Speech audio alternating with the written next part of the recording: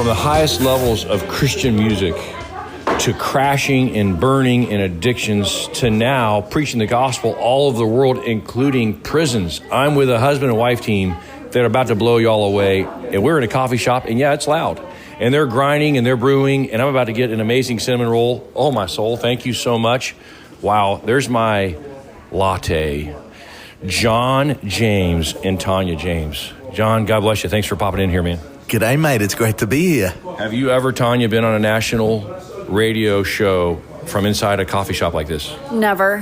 First time. Wait, you got a pretty heavy Australian accent yourself. Where'd that come from? New York, upstate. Okay, so you're from the upstate New York. I'm from the deep south. I'm deep south. She's upstate New York. The land of boomerangs and kangaroos. Tell us more about that. Yeah, that's where I had my start, growing up in far north Queensland in the middle of nowhere.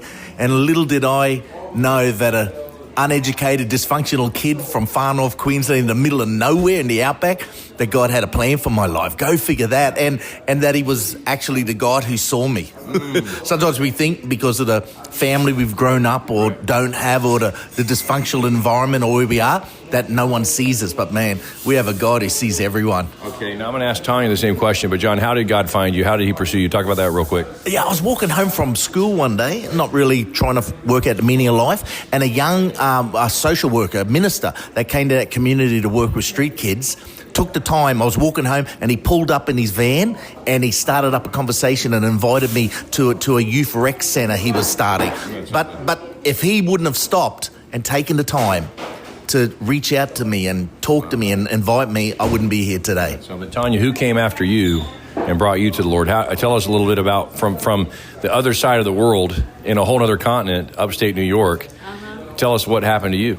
At the age of 12, we had some people that came to a local church, rented a community hall that were evangelists from I don't even know where, but we went, all my sisters went, got saved and gave our lives to Jesus and started that journey. Wow. So we're going to have to figure out how you two got together, and we're going to have to figure out what in the world were you doing at the highest level with the Newsboys, right, the great Christian group, and then things didn't go so well. You went off script, but God was doing something all along. How do you even set this up? Where do we even start? Yeah, you know what? I'm a big believer in people doing the best in life. We want to exceed, and I think success is an incredible blessing in life, but what sort of pressure does success or your career or living the lifestyle of the dream or the ministry, whatever, what sort of pressure does that put on your marriage, your character, your sexuality, your children, your family? We all want success, but what sort of pressure? And I think I got a fast-track education at the heights of success when I experienced the wake-up call and the reality of the pressures of living that life. Yeah. So John James, that's his voice from Australia. His wife, Tanya, we're going to talk about how you guys met here in a second. But you were at the highest level of Christian entertainment. You're packing out stadiums, huge places. Thousands of people are clamoring to buy your merch, to buy your CDs. And we didn't say cassettes. You're a little farther along than that. But we did have cassettes. But I know what those are. Believe it or not, our listeners may not. I'm Stu. This is Truth Talk from a coffee shop in Winston-Salem, North Carolina. He's in town to speak to our men's group, and these guys are going to hang around the Truth Network, and we're going to figure out how to tell more people their story. So what happened? How do you go from being at the height of that, like you're like a musical Billy Graham, to suddenly losing everything? Yeah, you know what, Stu? I never woke up one day at the heights of success and think, right, what's on the agenda this week? I know I'm going to destroy my marriage, my family, my career, my life. Yeah. It never happened like that. I look back on the little compromises I made along the way that I didn't think they would matter, and I begin to cut anchors from my life, anchors that we all have to keep us grounded. Right. And at the time when I cut these anchors away, I didn't think it would matter. Oh, but did I pay a price? That's something. So the anchors you cut. Now let's enter Tanya. We want to hear your perspective. How you met this crazy Aussie musician, gifted vocalist, artist, and all that. Now tell us a little bit about your story and how God intersected your life with him. So I was married before him and went through an abusive marriage for 22 years that I vowed after I left that marriage that I would never get married again, was completely traumatized emotionally, physically, mentally, spiritually. And I was living in New York at the time, and I packed my car about 10 years ago and drove to Florida. Didn't know one person, just knew I had to get the furthest place away from New York, which resembled pain and trauma for me. And I was going to become a nun. That is, honest to gosh, true story. And because I thought I'm never going to get married again, and I just want to serve Jesus. And they're like, you can't wear makeup. I'm like, that's not going to work out for me so well. So I started a construction company in Florida, on the east coast of Florida, and went on to be very successful. And I met John during that season of my life where I was still in the process of healing my life. No plans of getting married again, but God had another plan. Wow, got another plan. And what was going on with you during that time? Because you had been through a lot of this that you described earlier. Yeah, I was living in Texas at the time at a wonderful church, and God was continuing to do the healing and the journey in my life. I met Tanya through social media, through music. Wow. And she was living in Florida, and I actually said to Tanya, and we started talking on the phone, but we'd never met. And I said, well, Tanya, listen, I would love to catch up. I'm actually in Florida next weekend speaking at a local church, and Florida's a big place, mate.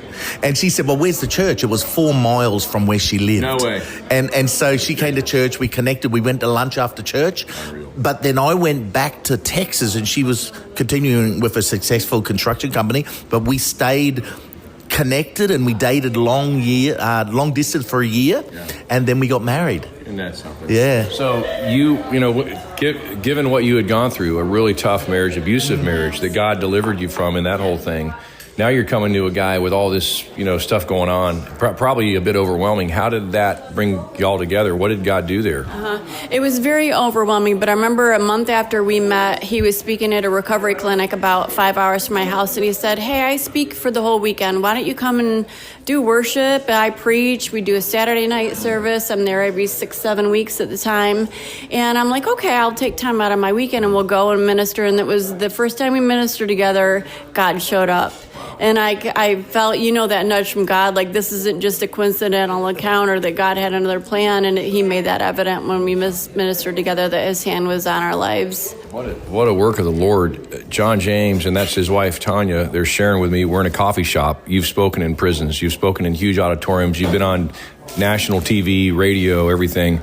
It's interesting. You're touching a whole lot of people. You were doing that before as a Christian musician with the Newsboys. But some things happened. What do you say about that? Like, how do you share your testimony when you go into a prison, when you speak? Now in a coffee shop, what would you tell our listeners? You talked about the anchor points. Go give them some detail. What happened, what God did, and how he brought you through that and restored you in his grace. Yeah, the anchor points I cut from my life was the importance of my daily devotion and intimacy with God, the importance of guarding and protecting my marriage, my family, the importance of staying connected to the body of Christ, the local church. And when it all fell apart, I guess, the message we bring to folks today, because we're in such a culture today with hopelessness. People are just and being mental, emotional, just hopelessness.